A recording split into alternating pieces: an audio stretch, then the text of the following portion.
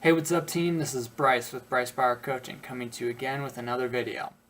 Today, I'm going to be talking about our relationship with our emotions and how bad information gets out there and makes us think that we can't do things that other people can.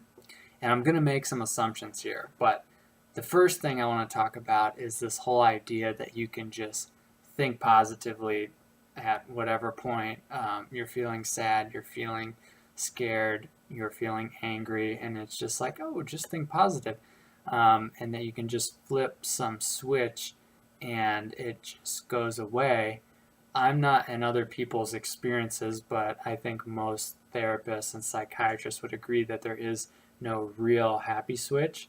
If anything, what people are doing is just stuffing their emotions and going into a passive place where they're just not feeling and they're just trying to overload themselves with um, positive thoughts and whatnot. And I think that that can kind of work on a surfacey level.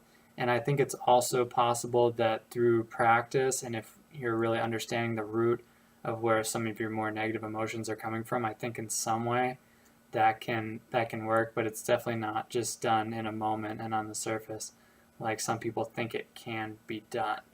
So what I want you to imagine is that you're in rush hour traffic. And this is when you're really caught in a deep negative thought pattern or fear.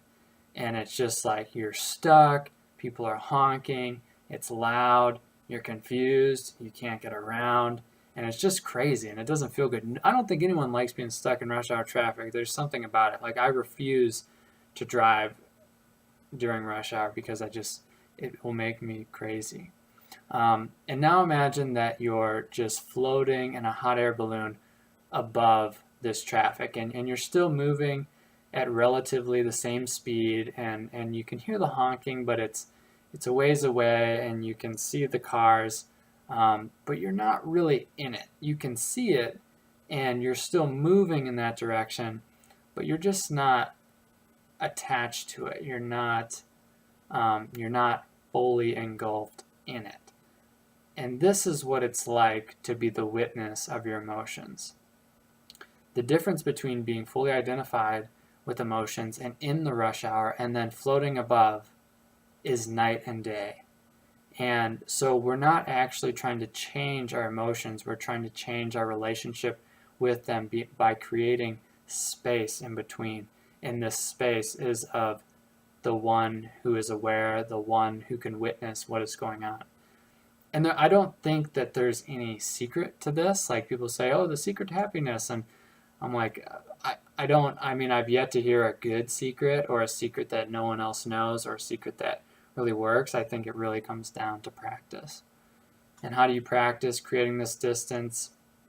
Mindfulness, meditation, therapy, coaching, anything where you have stillness, and this is usually built into therapy and coaching sessions as well. Anywhere where you're able to put whatever is going on inside your head out onto the table and look at it. And there's lots of different ways to do this.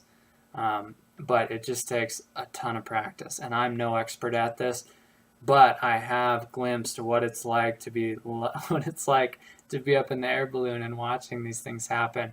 And it is fascinating and it feels good.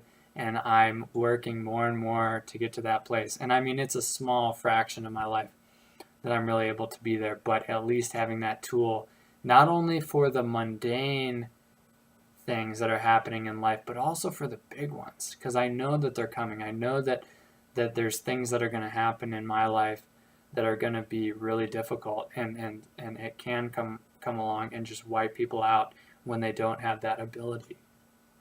So always preparing, always trying to be ready, always trying to be thoughtful, and above all else, knowing that it takes time and practice to get to this place and develop the skill of being in the hot air balloon. So remember, if you like what I'm talking about, like my videos, subscribe. I'm also on YouTube. Oh, this actually might be on YouTube. Yeah, and I'll talk to you guys again. You guys are awesome.